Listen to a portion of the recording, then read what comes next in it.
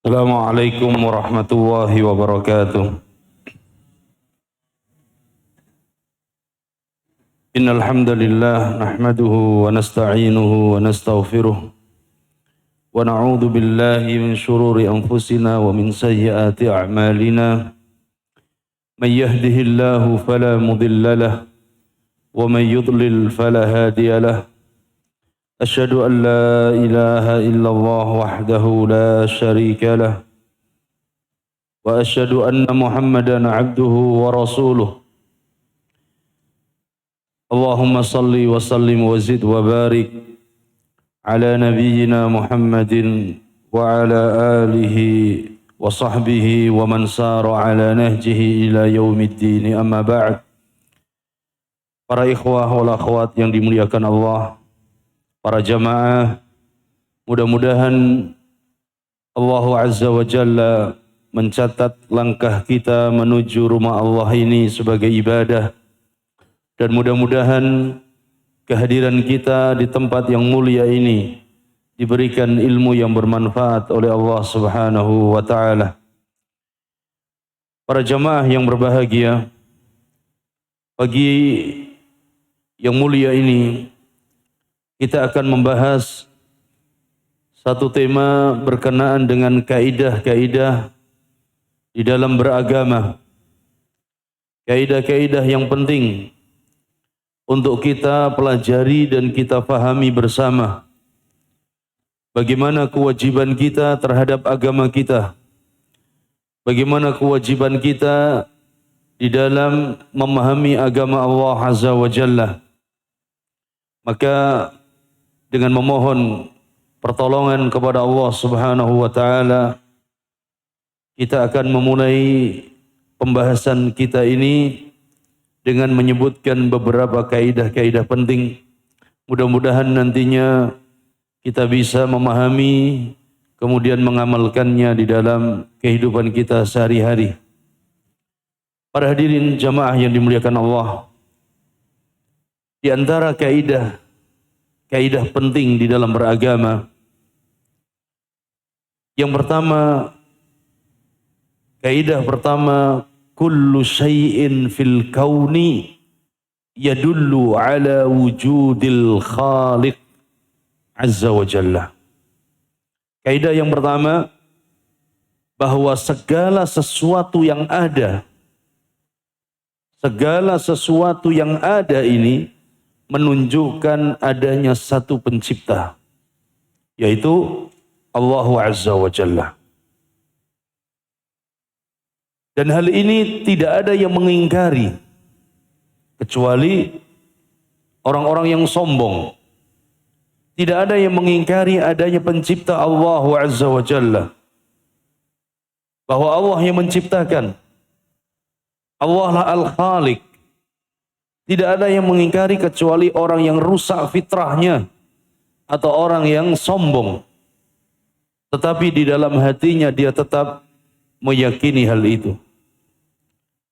Maka kalau kita melihat apa yang ada di tubuh kita, apa yang ada di sekitar kita, kita akan mengetahui bahwa itu semua pasti ada penciptanya. Dan dialah Allah Azza wa Jalla. Langit, bumi, lautan yang begitu luas, gunung-gunung yang begitu menjulang tinggi, pepohonan, semua itu menunjukkan tanda kekuasaan dan kebesaran Allah Subhanahu wa taala. Dalam tubuh kita, Allah Subhanahu wa taala firmankan, "Wa fi anfusikum afala tubsirun." Pada diri kalian, tidakkah kalian perhatikan dalam tubuh kita ini ada tanda kekuasaan Allah. Allah menciptakan kita mulai dari ujung rambut sampai ujung kaki. Dan itu semuanya menunjukkan bahwa kita ini makhluk, bahwa kita ini diciptakan oleh Allah. Dan di situ ada tanda kekuasaan dan kebesaran Allah Subhanahu wa taala. Lihat di sekeliling kita, ada langit, yang begitu tinggi dan luas tanpa ada tiang. Tapi lihat masjid. Masjid. Setiap masjid dia memiliki tiang. Dan ini adalah ciptaan manusia yang lemah. Tapi lihat langit yang begitu luas. Tanpa ada umud, tanpa ada tiang. Maka orang-orang musyrik ketika dikatakan oleh Allah Subhanahu wa taala, "Wala in sa'altahum man khalaqas samawati wal ard la yaqulunna Allah." Wahai Nabi, kalau engkau tanya kepada mereka manusia semuanya, tanya kepada mereka orang-orang musyrik, siapa yang menciptakan langit dan bumi? Mereka pasti akan menjawab, Allah yang menciptakan. Maka kita ini makhluk diciptakan oleh Allah. Kita ini hamba diciptakan oleh Allah. Maka tidak ada pilihan kecuali kita meyakini qul huwallahu ahad. Katakan bahwa dialah Allah satu-satunya. Allah satu-satunya yang menciptakan. Allah satu-satunya yang mengatur alam. Allah satu-satunya yang memberikan rizki. Allah satu-satunya yang menghidupkan, mematikan. Maka Allah satu-satunya yang berhak untuk diibadahi. Kalau kita yakin Allah satu-satunya pencipta, maka kita harus yakin bahwa satu-satunya yang berhak untuk diibadahi adalah Allah. Ketika kita berdoa dan meminta hanya kepada Allah. Ketika kita rukuk dan sujud hanya untuk Allah. Ketika kita menyembelih hanya untuk Allah. Dan begitulah keimanan dan akidah seorang muslim. Maka kaidah yang pertama, bahwa seluruh yang ada di alam ini menunjukkan adanya pencipta yang satu, yaitu Allah. Dan ketika kita yakin satu-satunya pencipta, maka dialah satu-satunya yang berhak untuk diibadahi. Dan ini harus ditanamkan pada setiap muslim. Orang tua menanamkan pada anak-anaknya, sehingga tertanam pada hati mereka keimanan yang kuat terhadap Allah subhanahu wa ta'ala.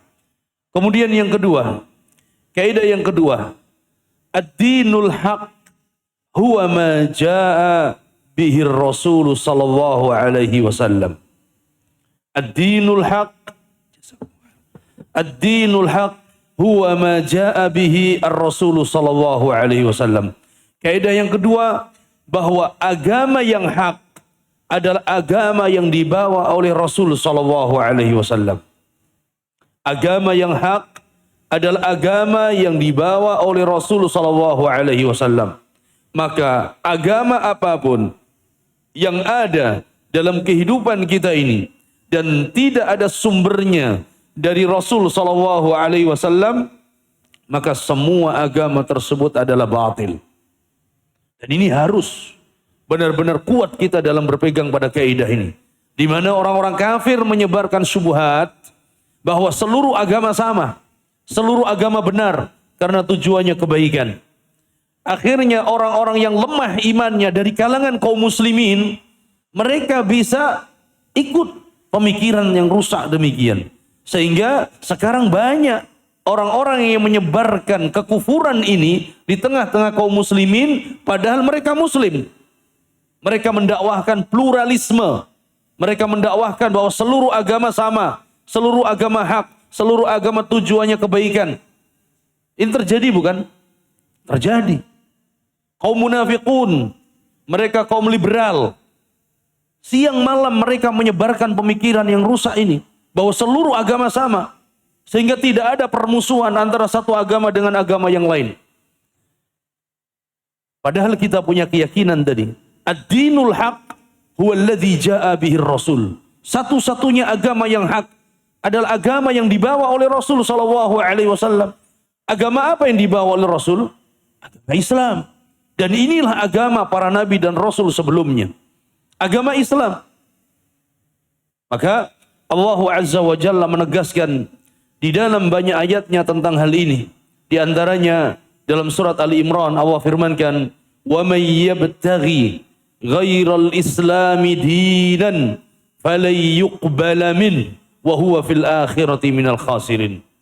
Barang siapa yang mencari selain Islam sebagai agama, Siapa yang mengikuti selain Islam sebagai agama dan keyakinannya, maka tidak akan diterima oleh Allah. Kelak di akhirat dia akan menjadi orang yang merugi. Apapun itu agama yang diambil, yang diikuti, yang diyakini selain Islam, maka semuanya akan merugi. Semuanya akan menjadi sia-sia di hadapan Allah Subhanahu wa taala. Sehingga kalau kita pegang ini, datangnya syubhat, datangnya pemikiran-pemikiran yang rusak tersebut, bisa kita balas, bisa kita bantah. Ini perkara penting. Karena ini sudah mulai masuk kepada anak-anak sekolah. Mereka bisa membaca di internet, mereka bisa mendengarkan dari orang-orang. Dan sekarang bebas orang menyebarkan apa saja. Sehingga mereka menebarkan hal itu. Jangan ada permusuhan antara satu dengan yang lainnya dalam masalah agama. Hormati agama yang lain. Mereka sama-sama tujuannya baik. Agama yang hak hanya satu. Karena itu Allah firmankan, Innad dina indallahil Islam. Ini harus dipegang. Innad dina indallahil Islam. Sungguhnya agama yang hak di sisi Allah hanya Islam. Islam. Yang lain tidak. Yang lain tidak. Maka Allah Subhanahu wa taala juga firmankan, ittabi'u ma unzila ilaikum min rabbikum. Ikutilah apa yang diturunkan kepada kalian dari Rabb kalian.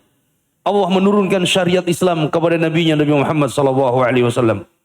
Allah menurunkan syariat tauhid, bahwa Allah Subhanahu wa taala satu-satunya berhak diibadahi.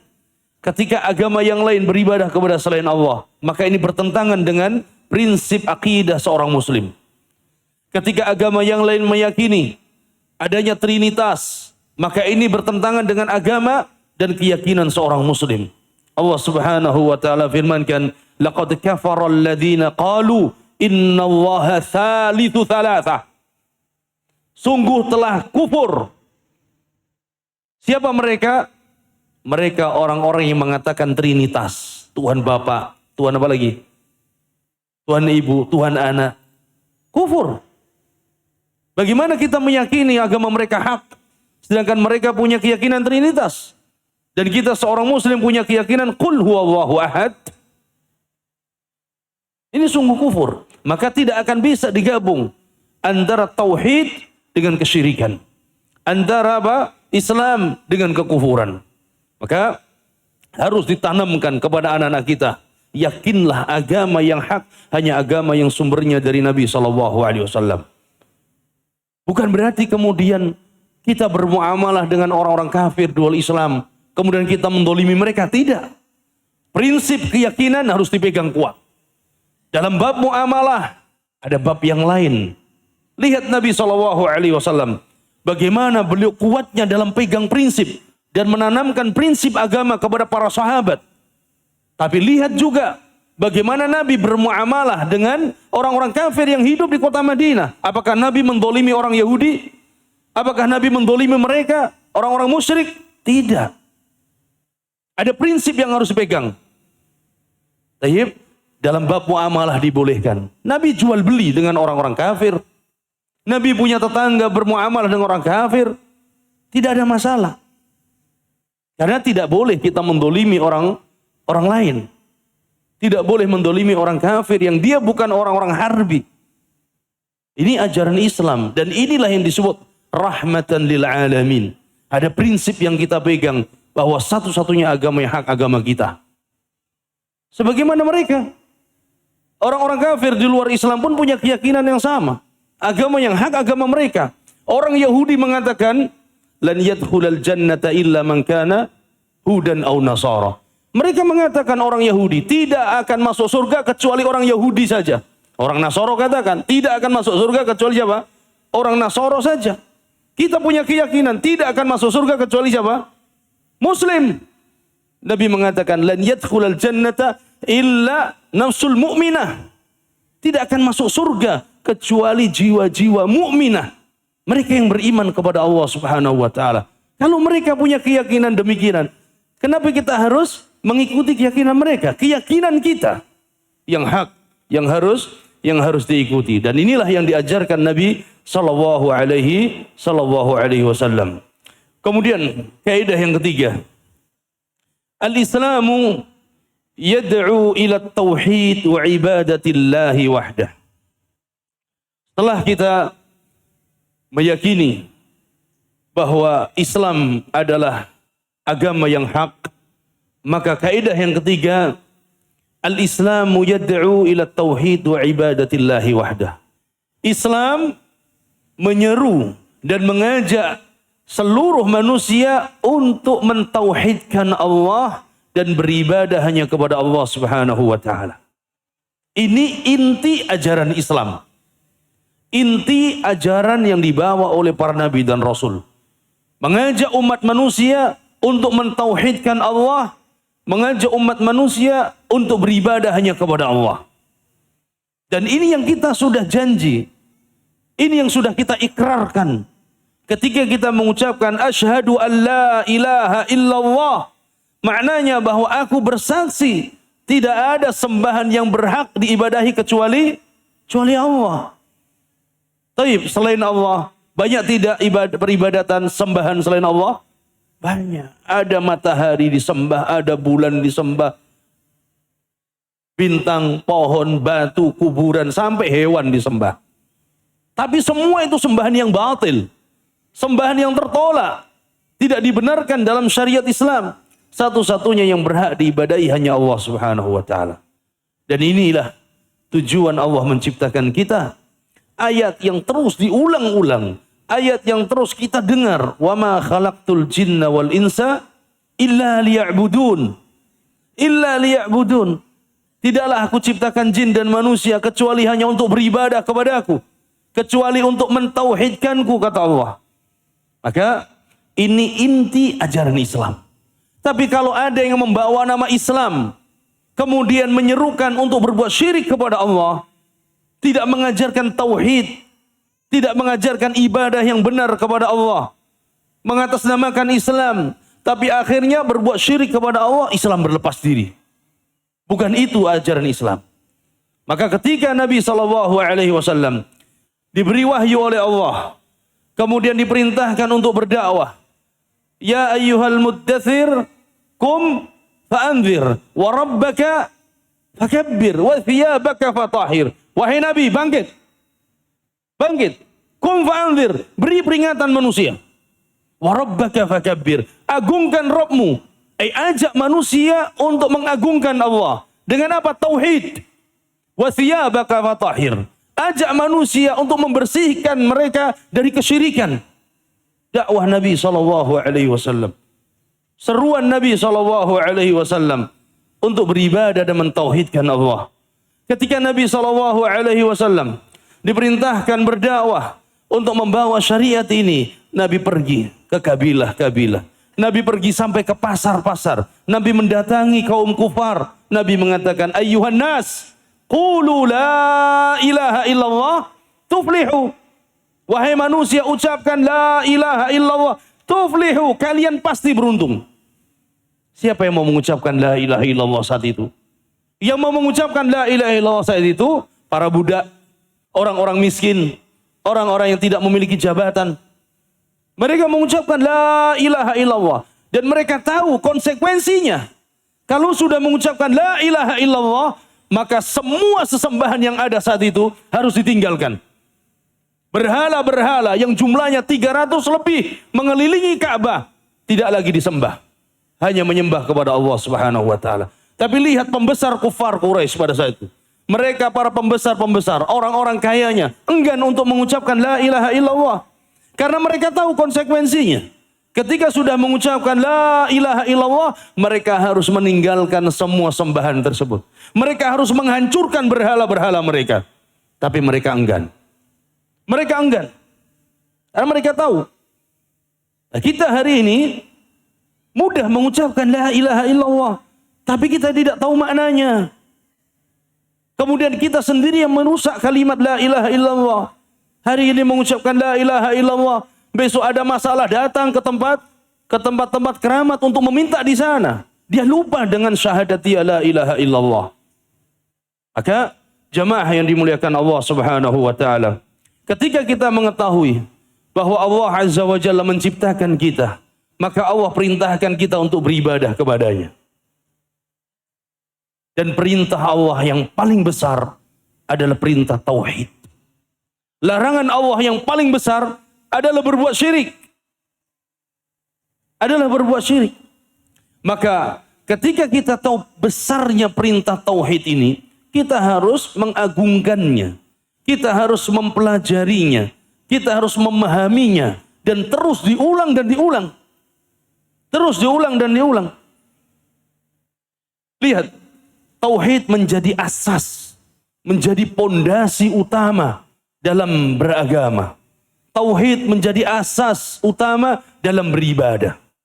Seluruh ibadah, amal saleh yang dilakukan tanpa tauhid, maka akan sia-sia.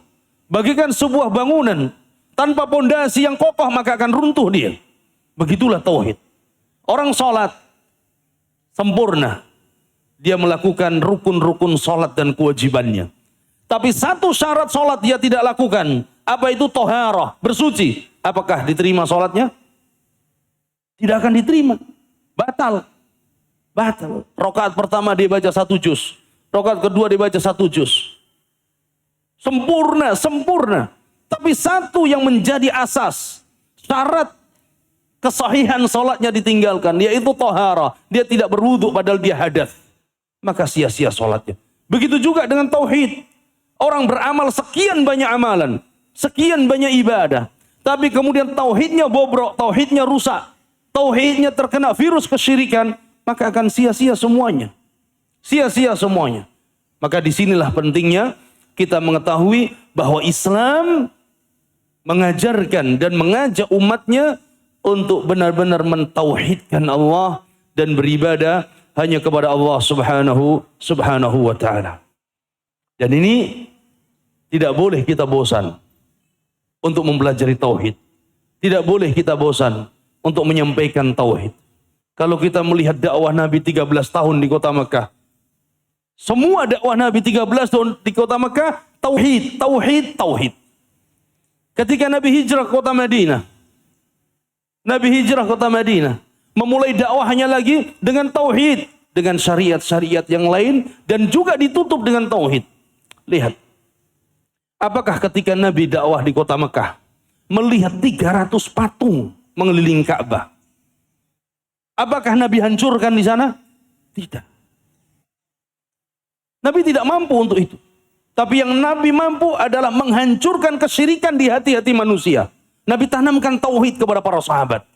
Nabi tanamkan tauhid kepada orang-orang yang mau mengambil pelajaran. Sampai Nabi hijrah.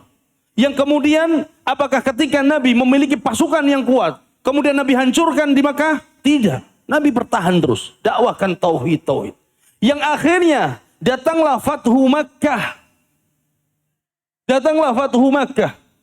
Kemudian akhirnya, siapa yang menghancurkan berhala-berhala itu?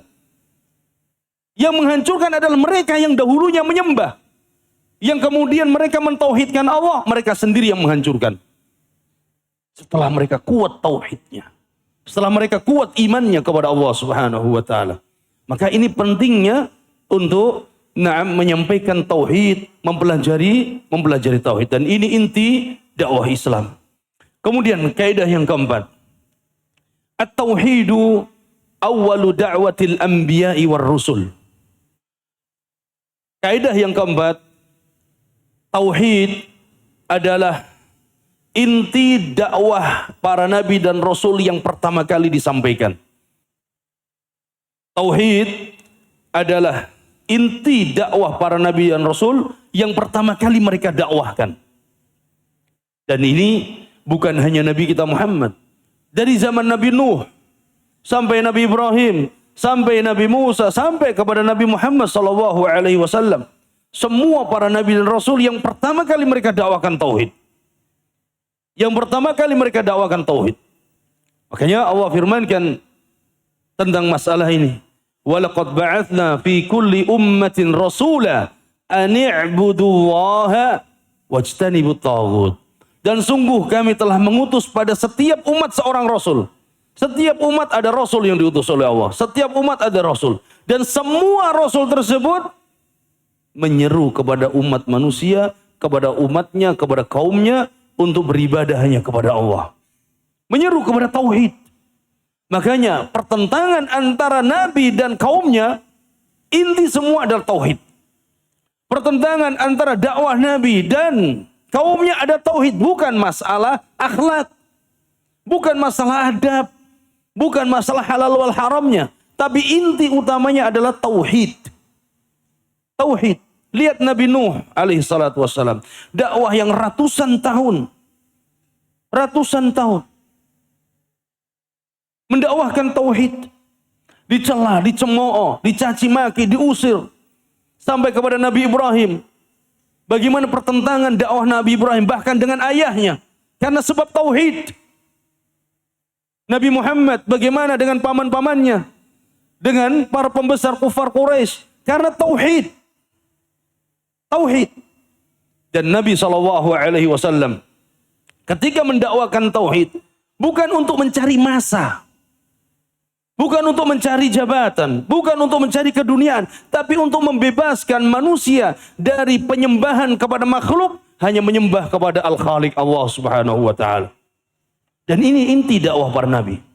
Tahrir, pembebasan, memerdekakan manusia dari menyembah kepada makhluk yang hina, yang rendah, hanya beribadah kepada Allah Al-Khaliq. Maka inti dakwah para nabi dan rasul adalah tauhid. Ketika Nabi SAW mengutus Mu'adz bin Jabal, sahabat yang mulia radhiyallahu taala anhu, ke negeri Yaman, Nabi mengatakan, innaka ta'ti qauman min ahli kitab, falyakun awwala ma tad'uuh ilaihi an yuwahhidullah. Wahai Mu'adz, engkau ketika sampai ke negeri Yaman nanti, engkau akan menjumpai mereka orang-orang ahlul kitab, al-Yahud wan Nasara, orang-orang ahlul kitab. Maka hendaklah yang pertama kali engkau dakwahkan kepada mereka an yuwahhidullah, mentauhidkan Allah, mentauhidkan Allah.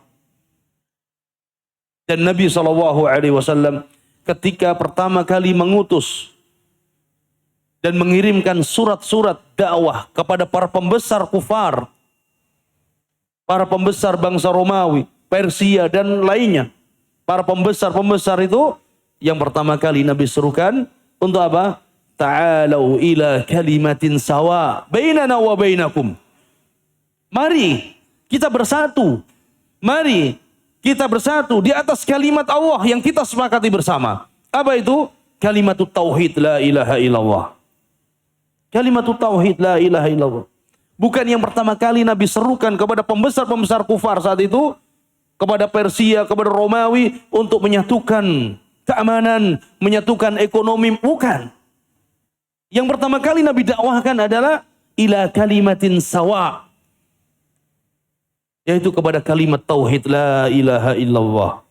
Maka jamaah yang dimuliakan Allah Subhanahu wa taala, inilah inti dakwah Nabi dan seluruh para anbiya sebelumnya.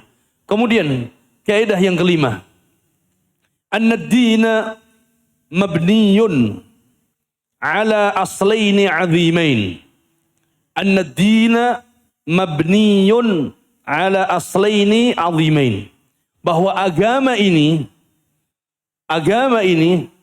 dibangun di atas dua prinsip yang besar. Agama ini dibangun di atas dua prinsip yang besar. Al-awwal, yang pertama adalah al-ikhlas. Al-thani, yang kedua adalah al-mutaba'ah, yaitu meneladani Rasulullah sallallahu alaihi wasallam.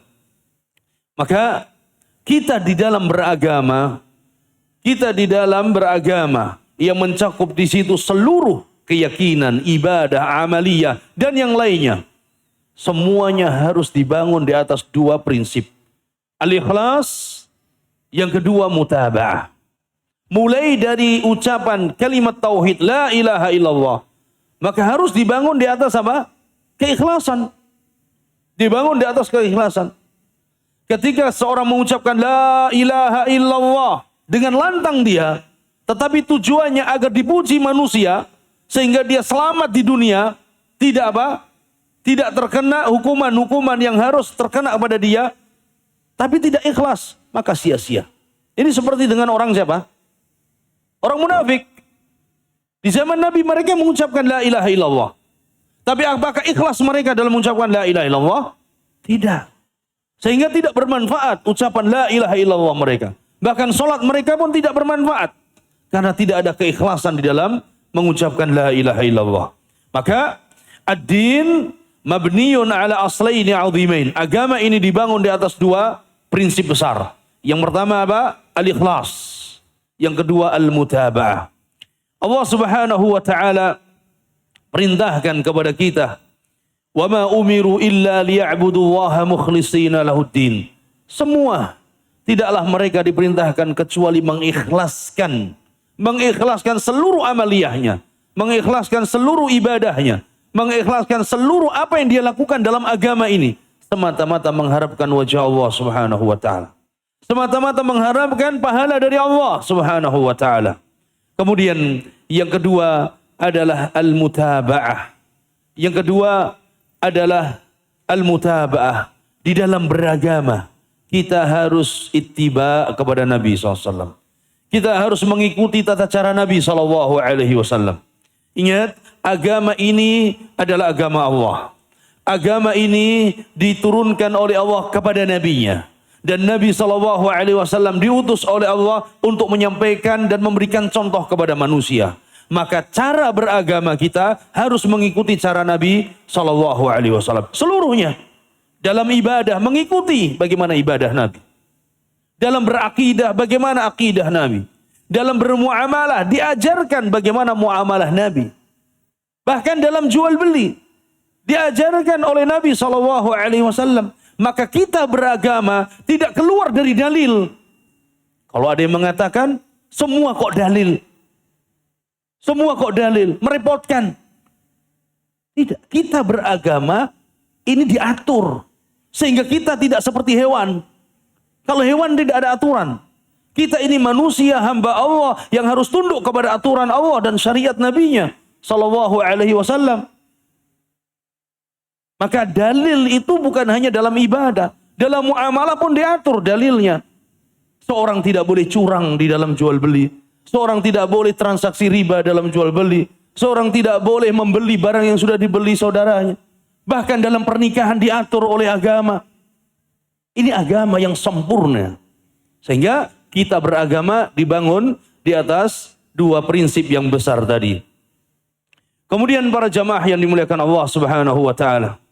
Selanjutnya di akhir surat Al-Kahfi Allah Subhanahu wa taala firmankan, "Faman kana yarju liqa'a rabbih falyamal 'amalan salihah wa la yusyrik bi'ibadati rabbih ahada."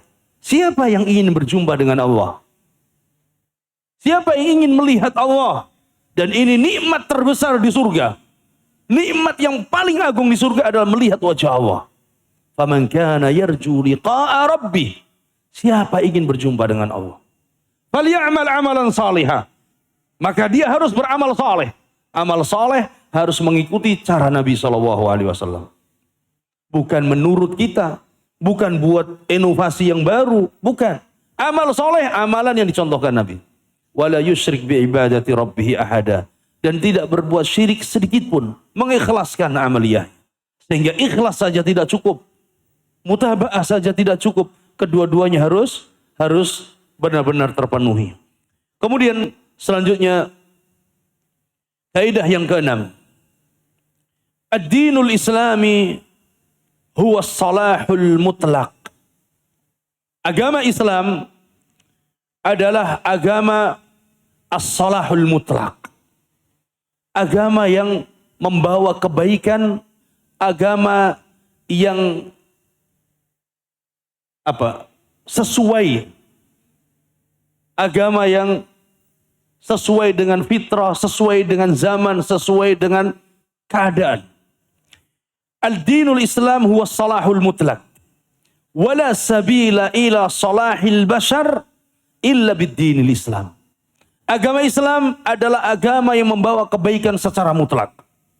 Tidak ada jalan untuk membuat manusia itu menjadi baik kecuali dengan jalan Islam. Satu-satunya jalan yang bisa memperbaiki manusia adalah jalan Islam. Dari kebodohan maka melalui jalan Islam dia akan mendapatkan kebaikan. Dari yang tadinya kehidupan seperti hewan di masa jahiliyah, dengan datangnya dakwah Islam, mereka berubah menjadi manusia yang sebenarnya. Tadinya mereka, ketika yang kuat mendolimi yang lemah, yang kaya mendolimi yang miskin, kemudian yang laki mendolimi yang perempuan. Ini kehidupan yang tidak teratur, kehidupan yang seperti hewan. Kemudian datanglah Islam membuat perbaikan. Dakwah Islam membuat perbaikan. Kebaikan manusia, kebaikan negerinya, kebaikan umatnya, kebaikan seluruhnya dalam kehidupan sehari-harinya. Karena ini agama yang sempurna.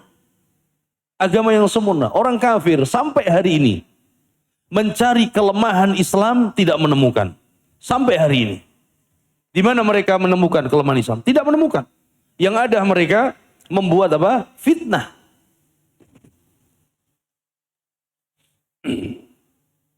Sampai hari ini tidak mereka dapatkan kelemahan.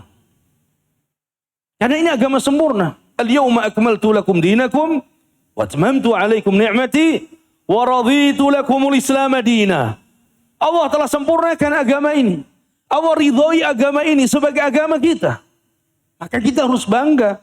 Agama yang sempurna. Agama yang sempurna. Orang Yahudi datang kepada Umar bin Khattab radhiyallahu anhu, khalifah. Dia katakan, ya Amirul Mukminin. Nih lihat, orang Yahudi ketika memanggil Umar bin Khattab, dia panggil ya Amirul Mukminin, wahai pemimpin orang-orang yang beriman. Tapi lihat orang-orang Khawarij. Orang-orang Khawarij, para pembangkang.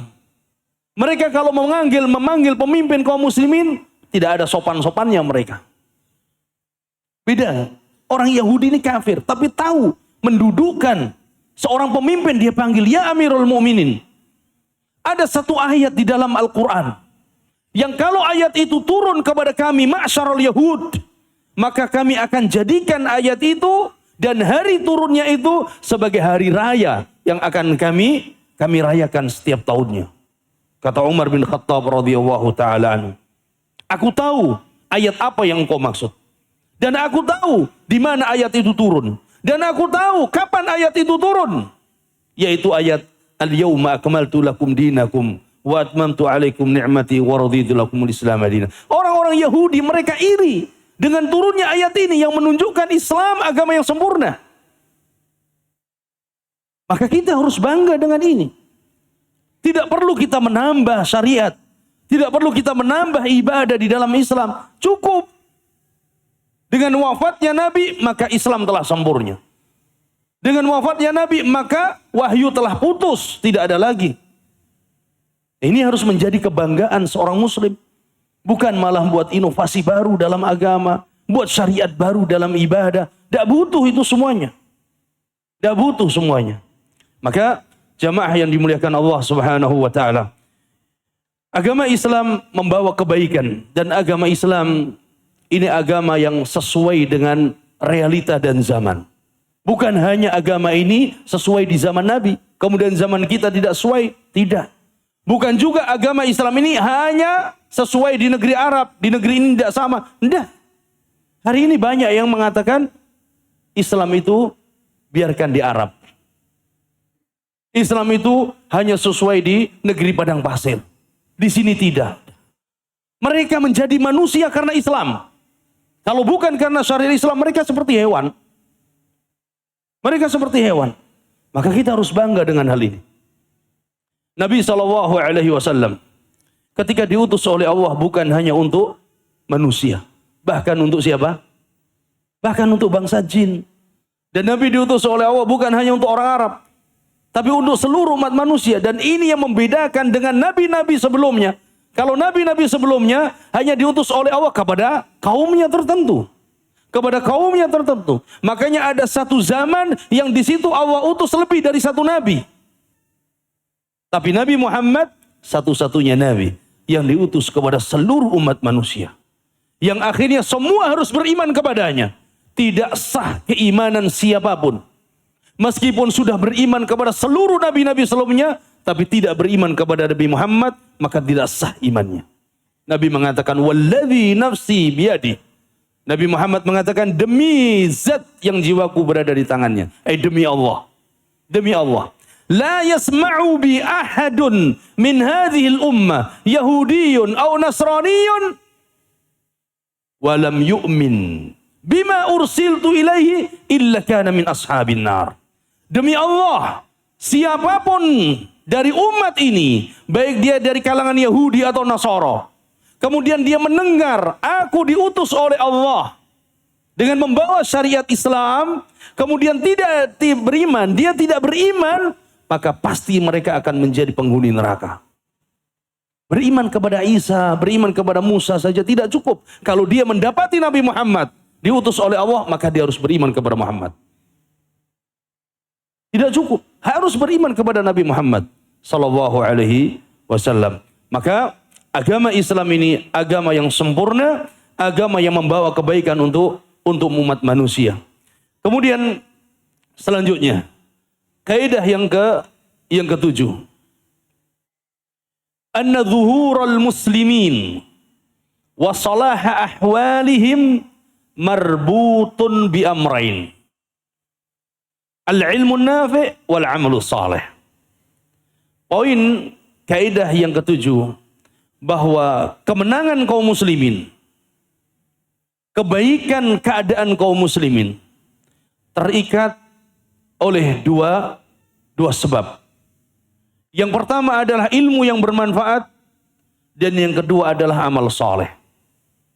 Kemenangan, kebaikan akan dicapai dan diraih oleh kaum muslimin dengan dua. Ilmu nafi' wal amalu saleh. Ilmu yang bermanfaat dan amal saleh. Para sahabat Nabi SAW, mereka diberikan kemenangan oleh Allah. Mereka ditolong oleh Allah. Mereka diberikan kejayaan oleh Allah. Karena mereka semangat dalam belajar ilmu. Mereka semangat untuk mempelajari agama Allah. Mereka semangat untuk menghadiri majelis Nabi SAW. Yang kedua, mereka bukan hanya mencari ilmu dan hadir di majelis Nabi, tapi ilmu yang mereka peroleh, mereka segera amalkan. Baik diamalkan dalam kehidupannya sendiri, atau diamalkan dengan diajarkan kepada orang lain. Maka kebaikan, kemenangan mereka raih. Allah Subhanahu wa ta'ala mengutus nabinya dengan membawa ini. Dalam surat At-Taubah, huwa alladhi arsala rasulahu bil huda wa dinil haq liyudhhirahu 'ala ad-din kulli walau karihal musyrikun.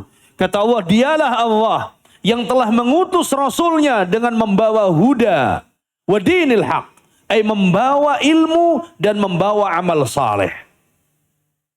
Allah mengutus nabinya dengan membawa ilmu dan amal saleh. Nabi tidak hanya menyampaikan ilmu, tapi Nabi mencontohkan bagaimana beramal. Para sahabat tidak hanya mengambil ilmu, tapi mereka mengamalkan ilmunya.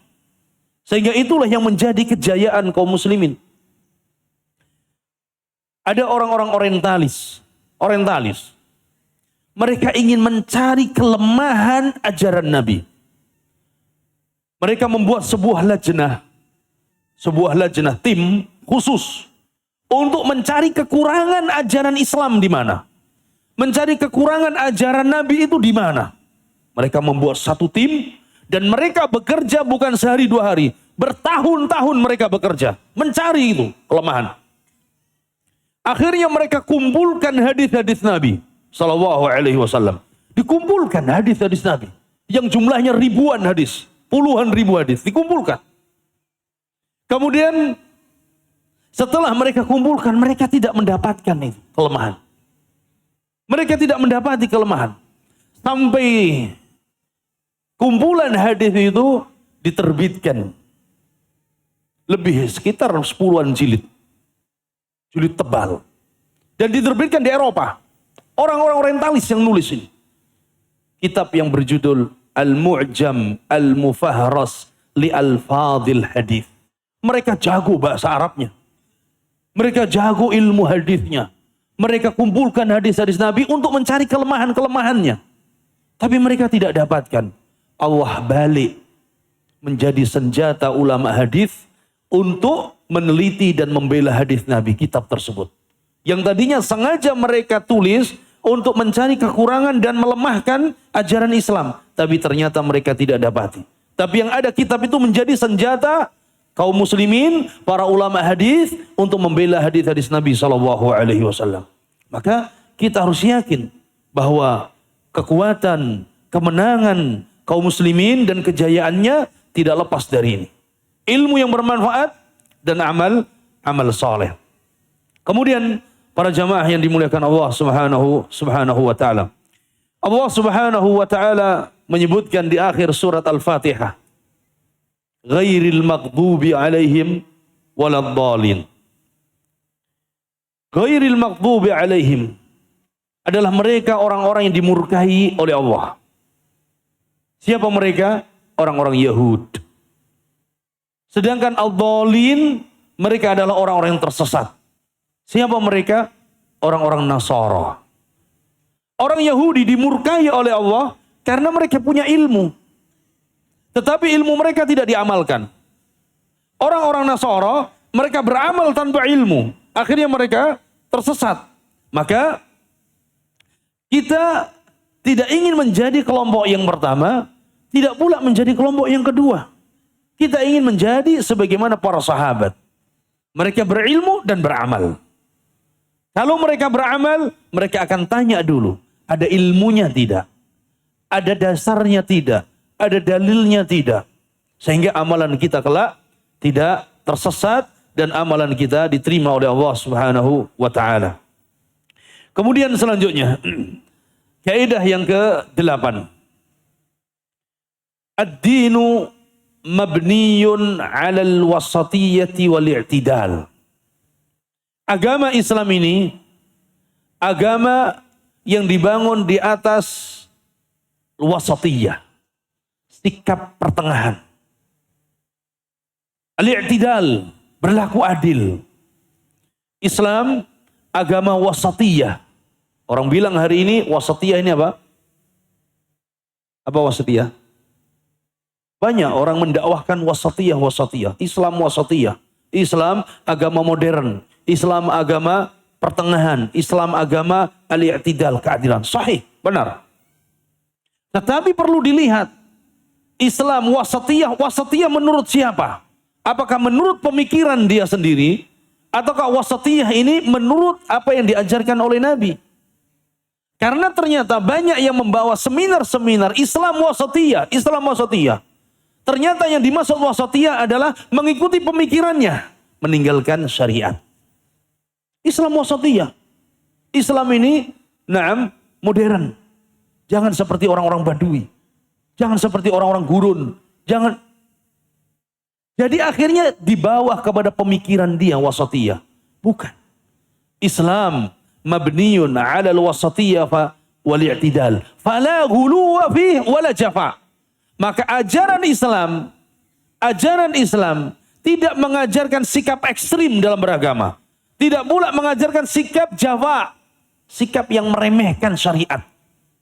Maka Islam pertengahan. Islam membenci sikap ekstrim, hulu di dalam beragama. Islam juga membenci sikap jafa, sikap meremehkan syariat, sikap meremehkan ajaran. Tapi Islam pertengahan. Ini kaidah yang ke-8, kita akan menjadi orang wasatiyah. Sebagaimana Ahlus Sunnah adalah wasatiyah, pertengahan di antara sekian banyak firqah dan kelompok. Maka Islam juga wasatiyah di antara sekian agama. Ada beberapa wasatiyah yang perlu kita ketahui secara singkat. Yang pertama sebagai contoh adalah wasatiyah dalam keyakinan dan akidah. Wasatiyah yang pertama, kita meyakini dan kita beriman kepada Allah Rabbul Alamin, satu-satunya yang berhak diibadahi. Maka ini bertentangan dengan konsep agama yang ada pada Nasara. Karena mereka meyakini Trinitas. Kemudian ini juga bertentangan dengan konsep yang dibawa oleh orang-orang mulhid, ateis, yang tidak percaya kepada Tuhan. Tapi Islam pertengahan. Kita percaya adanya Allah Rabbul Alamin. Dan Allah itu satu. Dan Allah itu yang berhak diibadahi. Maka ini bertentangan dengan tadi. Kelompok yang ekstrim, mulhid, tidak percaya kepada Tuhan. Yang kedua adalah kelompok mereka yang hulu, menyebutkan Tuhan ada 3. Islam pertengahan. Mengajarkan bahwa Allahu Rabbul Alamin satu-satunya Al-Khaliq dan satu-satunya Al-Ma'bud yang berhak diibadahi. Yang kedua, contoh wasatiyah di dalam masalah nubuwah. Wasatiyah di dalam masalah kenabian. Kita meyakini bahwa Nabi SAW dan para anbiya, mereka manusia pilihan. Dipilih oleh Allah Subhanahu wa Ta'ala untuk membawa risalah agamanya, untuk membawa ajaran Allah. Tapi kita pertengahan, tidak seperti mereka yang ekstrim, tidak percaya kepada Nabi SAW, mengingkari kenabian, tidak mau beriman kepada para nabi yang diutus. Kemudian ada kelompok yang lain, mereka hulu kepada Nabi, berlebih-lebihan, sampai-sampai mereka mengangkat Nabi pada derajat ketuhanan. Ada tidak? Orang Nasara, mereka meyakini Isa sebagai apa? Anak Allah. Orang Yahud meyakini Uzair sebagai anak Allah. Islam tidak demikian. Islam pertengahan. Ya, ini contoh wasatiyah dalam masalah nubuwah. Kemudian wasatiyah di dalam ibadah. Wasatiyah dalam ibadah. Bagaimana pertengahan ajaran Islam dalam ibadah? Tidak meremehkan ibadah, tidak pula berlebih-lebihan di dalam ibadah. Tapi mengikuti apa yang dicontohkan Nabi SAW. Ketika datang 3 sahabat kepada istri-istri Nabi SAW dan bertanya bagaimana ibadah Nabi ketika di rumah. Kalau di masjid mereka melihat Nabi beribadah. Tapi ketika sudah masuk rumah, bagaimana ibadah Nabi di rumah? Diceritakan demikian ibadah Nabi, demikian ibadah Nabi. Apa kata para sahabat setelah itu? Wah, kalau begitu, aku tidak akan pernah tidur malam. Aku akan jadikan malam-malamku semuanya untuk qiyamul lail. Yang satu bilang, aku tidak mau berbuka. Aku mau puasa sepanjang tahun.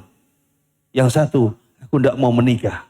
Aku akan menghabiskan waktu dan umurku hanya untuk beribadah kepada Allah. Semangat, tetapi melampaui batas. Sampailah kabar itu kepada Nabi SAW. Maka Nabi mengatakan, Amma ana, fa'akumu wa anam, wa asumu wa ufdir, wa atazawwajun nisa. Kata Nabi menegur para sahabat, ketahuilah kalau aku makan dan aku berpuasa. Aku tidur malam dan aku juga bangun untuk qiyamul lail. Dan aku juga menikahi wanita. Faman raghiba an sunnati falaysa minni. Siapa yang menyimpang, tidak mau mengikuti ajaranku, maka bukan dari golonganku. Ditegaskan Nabi demikian. Sehingga dalam beribadah, kita pun harus wasatiyah dengan meneladani Rasulullah SAW. Tidak hulu, melampaui batas sebagaimana kaum Khawarij dalam beribadah. Tidak pula jafa seperti mereka kaum Murji'ah yang meremehkan syariat. Maka pertengahan ini dalam ibadah. Kemudian Nabi SAW mengingatkan dalam hadis yang lain, ketika suatu hari, hadis dari Ibnu Abbas radhiyallahu anhuma, suatu hari ketika Nabi berada di atas naqah itu di atas kendaraannya, ontanya. Ini posisi ketika di musim haji. Maka Nabi mengatakan, ulqut liya hasoh. Wahai Ibnu Abbas, tolong ambilkan untukku hasoh. Hasoh itu apa? Kerikil. Hasoh. Ambilkan kerikil. Baik. Maka kata Ibnu Abbas, aku pun mengambilkan 7 kerikil. Maka aku berikan kepada Nabi SAW. Dan Nabi membersihkan kerikil tersebut dengan tangannya dari debu. Baik. Kemudian Nabi mengatakan, seperti ini loh kerikil-kerikil digunakan untuk lempar jamarat. Karena Nabi sedang haji waktu itu. Baik. Seperti ini kerikil-kerikil yang digunakan lempar jamarat. Kerikilnya seperti apa? Khadfi. Seperti kerikil yang digunakan untuk apa namanya, Pak? Ketapel. Sekarang kerikil ketapel semana? Segini. Kalau nggak pakai kerikil, pakai apa sekarang? Kelereng. Nggak besar. Makanya Nabi mengatakan, seperti ini yang hendaknya kalian jadikan untuk lempar jamarat. Kemudian Nabi SAW mengatakan, Iyyakum wal ghulu, fa inna ma ahlaka man kana qablakum al ghulu.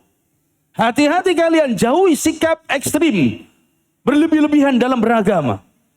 Karena umat-umat terdahulu dibinasakan oleh Allah karena mereka berbuat hulu dalam agama. Lihat, kata para ulama, Nabi menegaskan, mengingatkan hal itu dalam keadaan Nabi mau lempar jamarat. Mau lempar jamarat ini. Yang posisinya pada saat itu Nabi mengingatkan jangan hulu dalam apa? Melempar jamarat, tapi menggunakan lafaz umum. Semua urusan agama jangan hulu, jangan melampaui batas. Antum melihat hari ini atau yang pernah haji, banyak enggak yang hulu dalam melempar jamarat? Oh, ada yang bawa batu, oh setan. Ada yang bawa balok, ada yang bawa apa? Payung, ada sandal dilempar. Kenapa demikian? Karena sebab jahil, kejahilan mereka. Mereka ketika berangkat haji, mereka sudah punya keyakinan bahwa nanti mau melempar setan di jamarat. Ini keyakinan yang batil. Tidak ada dasar dalilnya. Sehingga mereka nyari batu yang besar untuk lempar sekuat tenaga. Tidak. Lempar jamarat ini adalah salah satu dari manasikil haji. Lempar. Salah satu dari ajaran Nabi dalam berhaji. Salah satunya adalah lempar jamarat. Tapi tidak hulu. Hari ini lihat. Beberapa manusia ada yang ketika mau melempar dia putar-putar badan dulu, kemudian baru untung enggak badannya yang kelempar. Ini hulu. Ada sebagian jamaah kita yang hulu, kerikil dicuci pakai air. Tidak ada. Ini semuanya hulu. Maka Nabi ingatkan, iyyakum wal hulu. Hati-hati kalian, tinggalin sikap-sikap hulu dalam beragama.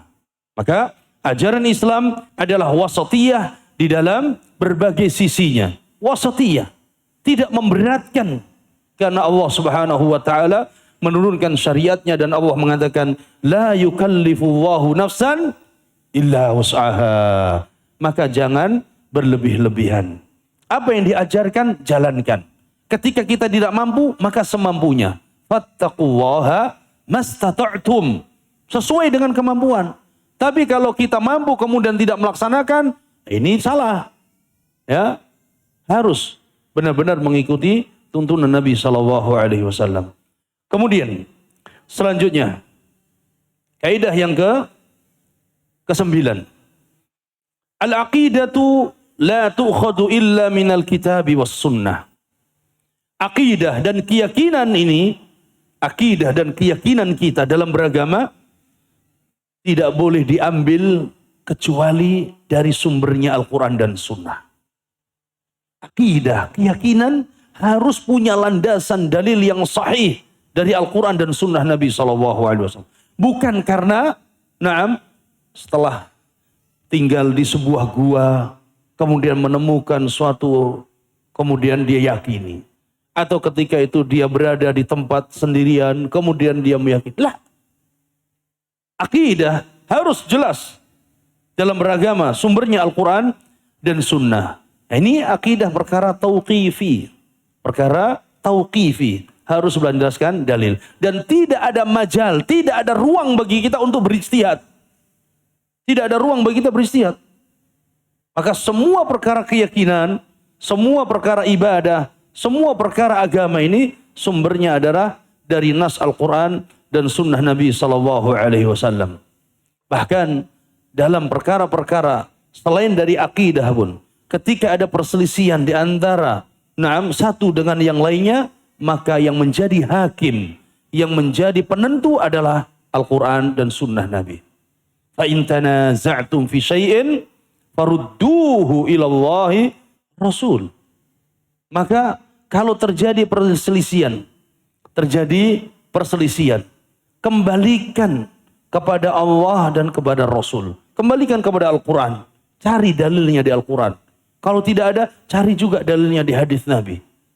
Maka itu yang menjadi hakim, yang menjadi penentu kita. Oleh karena itulah dalam kita beragama ada kaidah yang disebutkan oleh Allah di awal surat Al-Hujurat. Surat Hujurat. Ya ayyuhalladzina amanu la tuqaddimu baina yadayillahi wa rasulih. Wahai orang yang beriman, jangan kalian mendahulukan ucapan siapapun mendahului Allah dan Rasulnya. Ucapan siapapun harus ditimbang dengan Al-Quran dan Sunnah. Kalau sesuai diambil. Bukan Al-Quran dan Sunnah disesuaikan dengan ucapan manusia, tidak. Ucapan manusia ditimbang mengikuti Al-Quran dan Sunnah. Ya, ketika terjadi perselisihan, maka tinggalkan ucapan manusia. Karena yang berhak diikuti hanya Al-Quran dan Sunnah Nabi SAW. Maka kaidah yang ke-8, akidah tidak diambil kecuali dari sumbernya Al-Quran dan Sunnah Nabi SAW. Ini termasuk di dalam perkara-perkara keyakinan kita. Baik itu dalam rukun iman, keyakinan kita kepada Allah, keyakinan kita kepada para malaikat, para kitab-kitabnya, para rasulnya, rasulnya. Kemudian keyakinan kita terhadap hari akhir, pada qada dan qadar. Terlebih permasalahan gaib. Permasalahan gaib tentang hari akhir. Ini banyak muncul orang-orang yang meramal tentang hari kiamat. Maka tidak boleh dipercaya. Kalau ada dalil yang sahih, ambil, yakini. Tidak ada dalil yang sahih, maka jangan kita percaya dengan ramalan-ramalan manusia. Sudah berapa banyak mereka meramal. Kiamat sudah berlalu, kiamat tahun sekian. Ternyata dia lebih dahulu kiamatnya. Kita masih ada sampai hari ini. Dan ini terbukti. Dan itu terus setiap tahun ada yang meramal-ramal demikian. Paling perkara akidah. Perkara akidah. Kemudian kaidah yang berapa? Yang ke-10. Annal asla fil ibadati tauqifiyah. Sama. Kalau tadi masalah akidah adalah tauqifi, harus bersumber Al-Quran dan Sunnah, maka yang ke-10 juga sama. Annal asla fil ibadah tauqifiyah. Bahwa hukum asal ibadah itu harus berlandaskan dalil. Tidak boleh karena perasaan. Oh ini bagus menurut saya. Harus dilakukan. Oh ini bagus. Maka dijadikan sebagai sebuah amalan. Tidak dibenarkan. Karena ibadah, apapun itu ibadah, kalau itu sebagai taqarrub kepada Allah Subhanahu wa taala, harus ada dalilnya. Berbeda dengan urusan muamalah. Muamalah hukum asalnya halal sampai ada dalil yang melarangnya. Muamalah hukum asalnya halal sampai ada dalil yang melarangnya. Tapi urusan ibadah maka ada dalil dulu baru kita mengamalkannya. Kemudian kaidah yang ke-11. La matbu'a bihaq illa Rasulullah sallallahu alaihi wasallam. Kaidah yang ke-11, tidak ada panutan yang mutlak harus diikuti kecuali Rasul. Satu-satunya panutan yang mutlak yang harus diikuti hanya Rasul. Yang lain tidak. Karena yang lain bisa berbuat salah, yang lain tidak maksum, tapi yang maksum hanya Rasul sallallahu alaihi wasallam. Allah firmankan, laqad kana lakum fi Rasulillahi uswatun hasanah. Maka uswah kita Rasulullah, qudwah kita Rasulullah. Dan ini kalau kita tanamkan kepada anak-anak kita agar mereka benar-benar tahu bahwa qudwah uswahnya Rasulullah. Sudah. Di saat kebanyakan anak-anak ditanamkan uswah qudwahnya orang-orang kafir, uswah qudwahnya adalah mereka orang-orang ahlul ma'siyah, ahlul fusaq. Maka tanamkan kepada anak-anak kita bahwa uswah qudwah kita adalah Rasulullah sallallahu alaihi wasallam. La matbu'a bihaq illa Rasulullah. Tidak ada yang berhak diikuti secara mutlak kecuali Rasulullah. Kalau kepada manusia, lihat Apa perintahnya? Taat dalam perkara ketaatan. Maksiat maka tidak boleh taati. Istri patuh kepada suami wajib. Wajib. Tapi apakah kewajiban patuh ini secara mutlak? Tidak. Dalam perkara kebaikan. Suami perintahkan ketika keluar rumah pakai hijab, tutup aurat, wajib ditaati karena itu perintah agama. Suami perintahkan untuk belajar agama, taati. Tapi ketika suami perintahkan hal-hal yang maksiat, maka tidak boleh ditaati. Begitu juga pemimpin, penguasa, ketika perintahkan kepada rakyat dalam perkara kebaikan, wajib ditaati. Dalam perkara maksiat yang melanggar syariat, tidak boleh ditaati.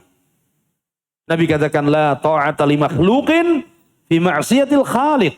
Innamat ta'atu fil ma'ruf. Tidak ada ketaatan kepada siapapun makhluk di dalam bermaksiat kepada Allah. Ketaatan itu hanya dalam perkara kebaikan. Tetapi Nabi SAW tidak akan pernah perintahkan umatnya untuk berbuat kemaksiatan. Semua perintah Nabi adalah kebaikan dan maslahat bagi umatnya. Maka jamaah yang dimuliakan Allah, kalau ada yang mengatakan, na'am, ketaatan kepada suami harus taat mutlak, tidak. Ketaatan pada suami adalah ketaatan dalam perkara yang ma'ruf. Tapi ingat, para ummahat, ingat para istri, bahwa mereka suami-suami ini menjadi penentu. Menjadi penentu. Nabi mengatakan, innahu jannatuk au naruk. Suami-suami itu menjadi penentu engkau antara surga atau neraka. Bagaimana sikapmu kepada suamimu? Bagaimana muamalahmu kepada suamimu? Apakah engkau menjadi wanita salihah yang muti'ah, ataukah engkau menjadi wanita yang durhaka kepada suami? Jannatuk au naru. Maka Nabi SAW sebagai matbu, sebagai orang yang diikuti, sebagai qudwah yang harus diteladani, dan ini yang diperintahkan oleh Allah Subhanahu wa ta'ala, ati'ullaha wa ati'ur rasul. Taatilah Allah dan taatilah Rasul sallallahu alaihi wasallam. Kemudian kaidah selanjutnya yang ke-12. Fahmus sahabati lin nusus muqaddamun ala fahmi ghairihim. Kaidah yang ke-12. Pemahaman para sahabat terhadap nas-nas Al-Quran dan Sunnah harus lebih didahulukan dari pemahaman yang lainnya. Pemahaman para sahabat terhadap ayat-ayat Al-Quran, terhadap hadis-hadis Nabi harus lebih didahulukan, harus lebih diambil daripada pemahaman orang yang datang setelahnya. Mereka manusia pilihan. Mereka orang-orang yang diridhai oleh Allah. Ilmu, iman, agamanya. Mereka orang-orang yang dijamin oleh Allah dengan keridhaan. Mereka para sahabat adalah murid-murid Nabi SAW. Mereka para sahabat orang yang hadir pada saat wahyu diturunkan oleh Allah. Maka mereka orang yang paling terdepan di dalam pemahaman terhadap agama ini. Sehingga tidak ada pilihan bagi kita. Pemahaman sahabat yang menjadi ukuran utama. Itulah yang sering didakwahkan. Al-Quran dan Sunnah dengan pemahaman salafus saleh. Pemahamannya para sahabat. Bagaimana mereka memahami agama. Bagaimana mereka mempraktekkan agama. Para sahabat Nabi sallallahu alaihi wasallam. Makanya Allah Subhanahu wa taala firmankan tentang mereka para sahabat, was-sabiqunal awwalun minal muhajirin wal ansar walladzina ittaba'uuhum bi ihsan radhiyallahu anhum wa radu'an. Allah ridha kepada mereka. As-sabiqunal awwalun dari kalangan muhajirin wal ansar. Allah ridha iman mereka. Allah ridha ilmu mereka. Allah ridha agama mereka. Sampailah kepada kita agama. Sampailah kepada kita Al-Quran dan Sunnah. Dari siapa? Dari para sahabat. Mereka al-muballighun. Mereka orang-orang yang menyampaikan agama sampai kepada kita. Maka pemahaman mereka terhadap agama harus lebih kita dahulukan daripada pemahaman orang-orang yang datang setelahnya. Kemudian para jamaah yang dimuliakan Allah Subhanahu wa taala. Selanjutnya pada kaidah yang keberapa? Ke-13. Annal ibadah laha syartan wa arkan. Kaidah yang ke-13 bahwa ibadah ini memiliki dua syarat dan 3 rukun. Kita dalam beragama diperintahkan beribadah. Ibadah kita harus terpenuhi dengan 2 syarat dan 3 rukun. 2 syarat tadi kita telah sebutkan. Ikhlas dan mutaba'ah. Ikhlas dan mutaba'ah. Datang seorang sahabat kepada Nabi SAW. Ya Rasulullah, ada seorang ikut berjihad. Ada seorang ikut berjihad. Tujuannya jihad fisabilillah yang pertama. Kemudian yang kedua, wadzikru indan nas. Yang kedua, agar dipuji dan disebut di antara manusia sebagai pejuang. Sebagai pejuang. Malahu, apa yang akan dia peroleh ya Rasulullah? Qala la syai'. Dia tidak akan mendapatkan apa-apa. Sahabat bertanya lagi. Jawaban Nabi, la syai'. Tidak akan mendapatkan apa. Yang ketiga, Nabi mengatakan la syai', tidak akan mendapatkan apa-apa.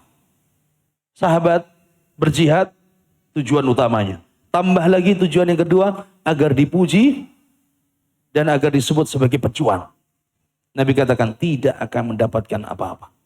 Kemudian Nabi mengatakan, innallaha la yaqbalu minal amali illa ma kana khalisan lillah wabtughiya wajhuh. Sesungguhnya Allah tidak akan menerima amalan dari siapapun sampai amalan itu benar-benar diniatkan untuk mencari wajah Allah.